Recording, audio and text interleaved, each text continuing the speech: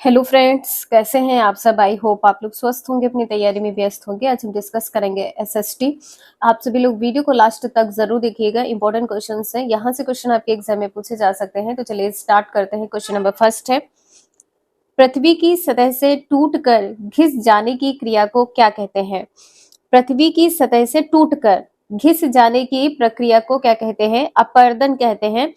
A answer यहाँ पर सही हो जाएगा।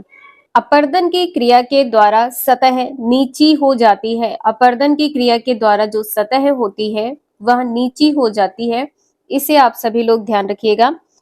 निक्षेपण क्या होता है। निक्षेपण की प्रक्रिया के द्वारा इनका फिर से निर्माण होता है। निक्षेपण की प्रक्रिया के द्वारा फिर से निर्माण होता है।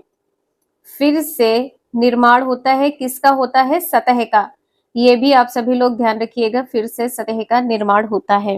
नेक्स्ट है, पर्वत या पहाड़ी वह स्थलीय भाग है जो कि आसपास की भूमि से ऊंची उठी होती है। बी पॉइंट है, कुछ पर्वतों पर हमेशा जमी रहने वाली बर्फ की नदियां होती हैं जिन्हें हिमखंड कहते हैं। सी पॉइंट है, पर्वत एक रेखा के क्रम में भी व्यवस्थित हो सकते हैं जिसे श्रृंखला कहा जाता है। यहाँ पर आपको सही कथन बताना है कि कौन सा सही है।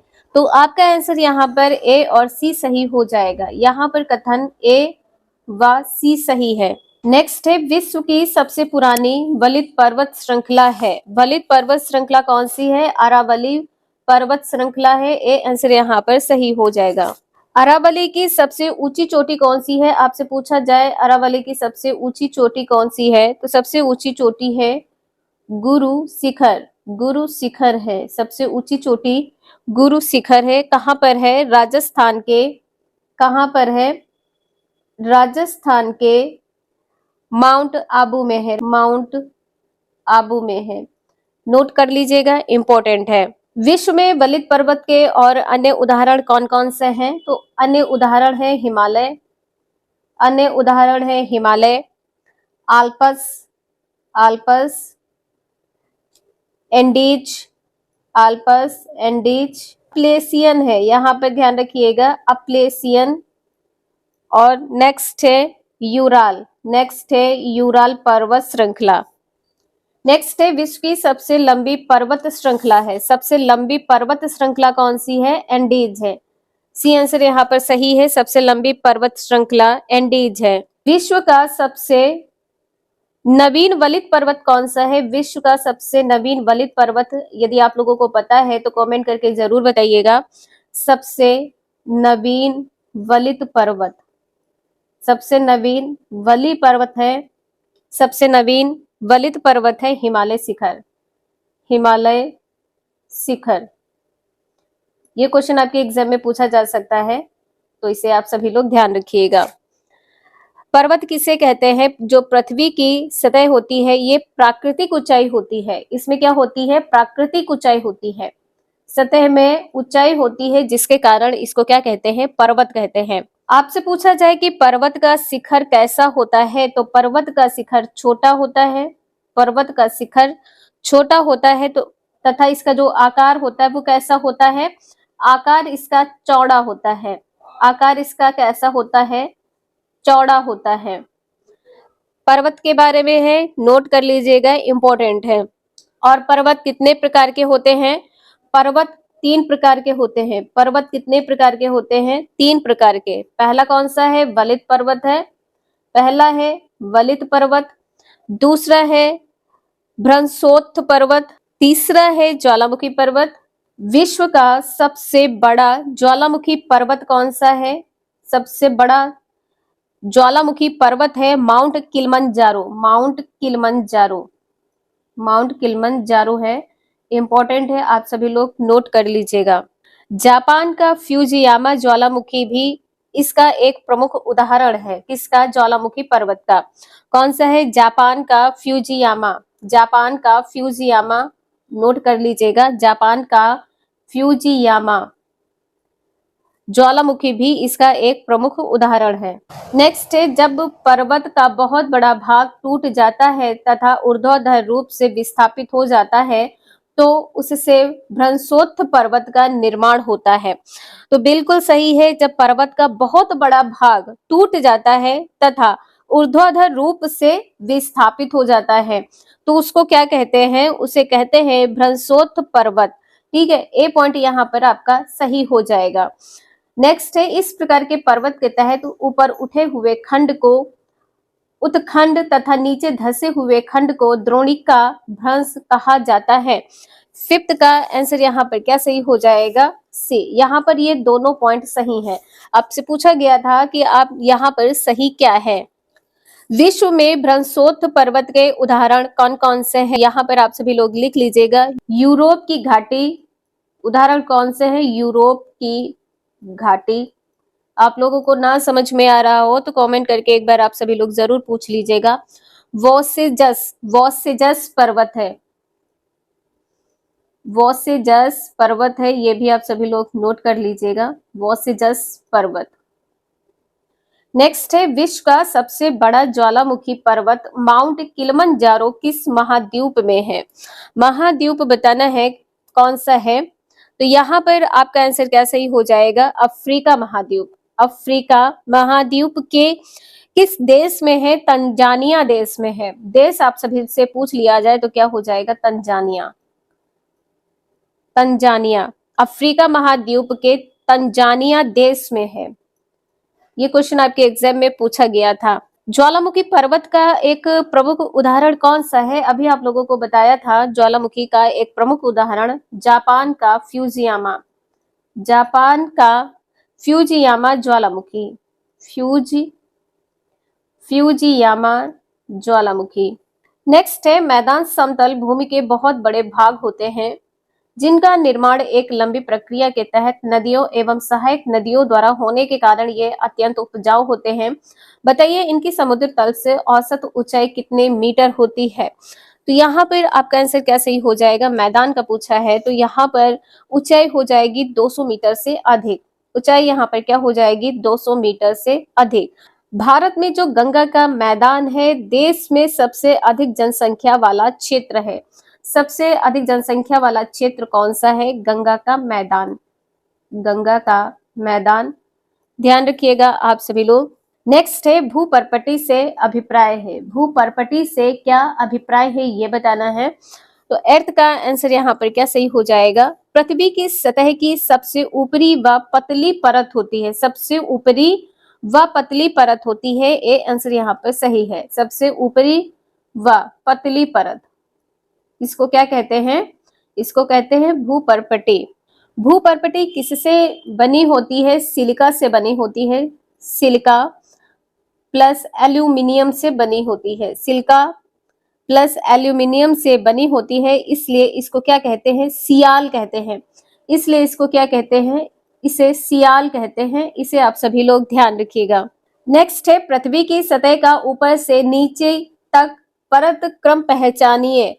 ऊपर से नीचे की ओर कहा गया है तो ये परत क्या हो जाएगा, ये क्या हो जाएगा, यहाँ पर भूपर्पटी हो जाएगा। यहाँ पर भूपर्पटी हो जाएगा और ये भाग क्या हो जाएगा, ये भाग हो जाएगा मेंटल। ये भाग हो जाएगा मेंटल और जो सबसे नीचे यहाँ पर ये भाग है ये क्या हो जाएगा, कोर हो जाएगा। तो इसे आप सभी लोग ध्यान रखिएगा, नोट कर लीजिएगा।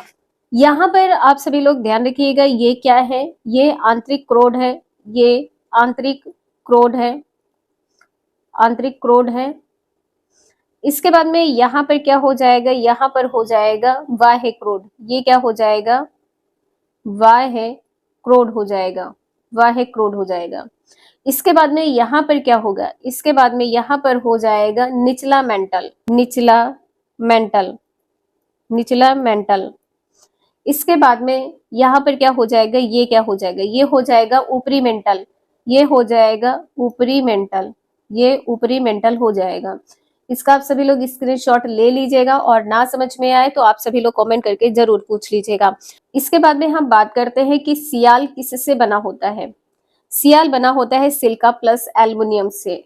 सिलिका प्लस एल्युमिनियम से बना होता है जिसे आप सियाल कहते हैं।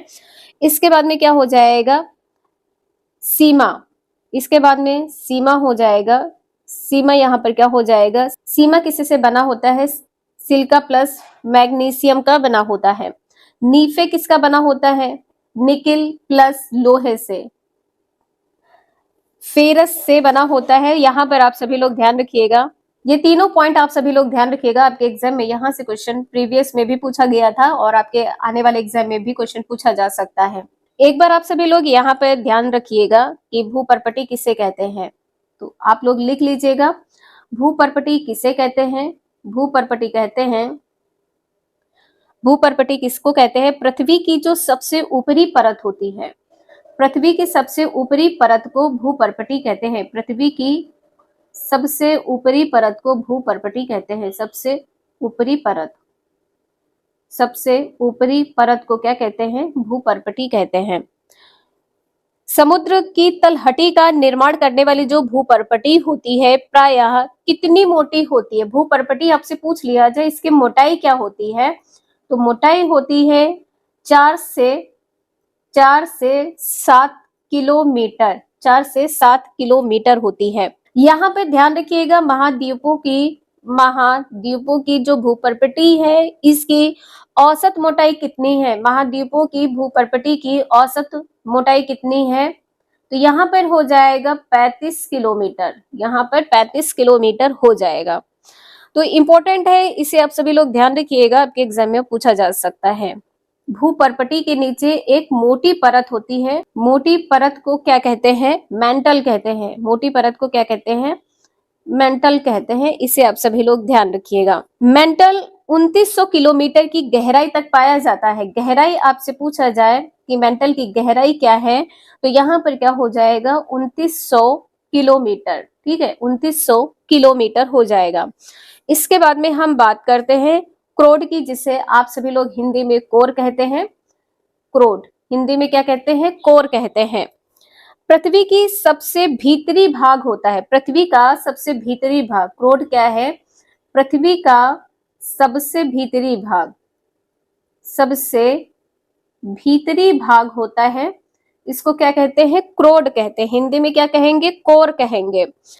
क्रोड की गहराई पूछ ली जाए, क्रोड कितनी गहराई पर है, तो यहाँ पर गहराई आप सभी लोग ध्यान रखिएगा, गहराई है 2900, गहराई है 2900 किलोमीटर, 2900 किलोमीटर। और जो क्रोड होता है, अभी आप सभी ने देखा है कि क्रोड दो भागों में विभाजित होता है, एक होता है बाह्य क्रोड और दूसरा होता है आंतरिक क्रोड। 9th का आंसर यहाँ पर आपका ए सही हो जाएगा। ध्यान रखिएगा, इसमें बोला गया था कि ऊपर से नीचे की। नेक्स्ट है क्वेश्चन नंबर 10 है, निम्न में से किस प्रकार की सेलों में जीवाश्म पाए जाते हैं? जीवाश्म पाए जाते हैं, तो यहाँ पर अवसादी हो जाएगा। ए आंसर यहाँ पर सही है, अवसादी। जो अवसादी सेल होते हैं इनको क्या कहते हैं? जीवाश्म सेल भी कहते हैं, जीवाश्म सेल भी कहते हैं। ध्यान रखिएगा आप सभी लोग। छोटे छोटे कणों को क्या कहा जाता है? अवसाद कहा जाता है। छोटे छोटे कणों को क्या कहा जाता है? अवसाद कहा जाता है, अवसाद कहा जाता है।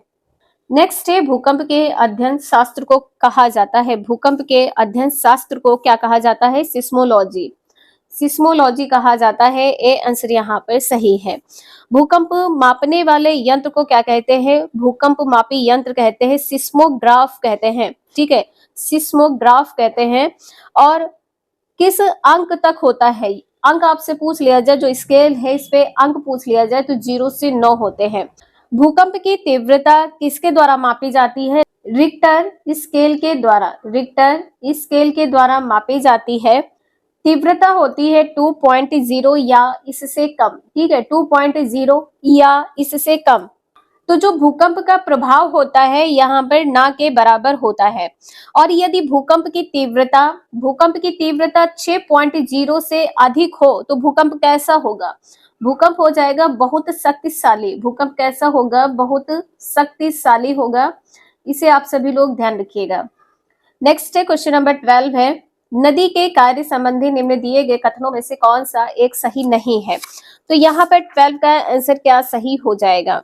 12 का आंसर यहाँ पर बी सही हो जाएगा। यहाँ पर कहा गया है जो सही नहीं है, जब नदी मैदानी क्षेत्रों में प्रवेश करती है तो वह मोड़धार मार्ग पर बहते हुए बड़े मोड़ों पर बाढ़कृत मैदान का निर्माण करती है। यहाँ पर आप सभी लोग ध्यान रखिएगा, ये पॉइंट यहाँ पर सही नहीं है। तो आज के लिए इतना ही, मिलते हैं नेक्स्ट क्लास में। वीडियो यूजफुल लगे लाइक करें, चैनल को सब्सक्राइब करें एंड शेयर करें। Thank you for watching this video.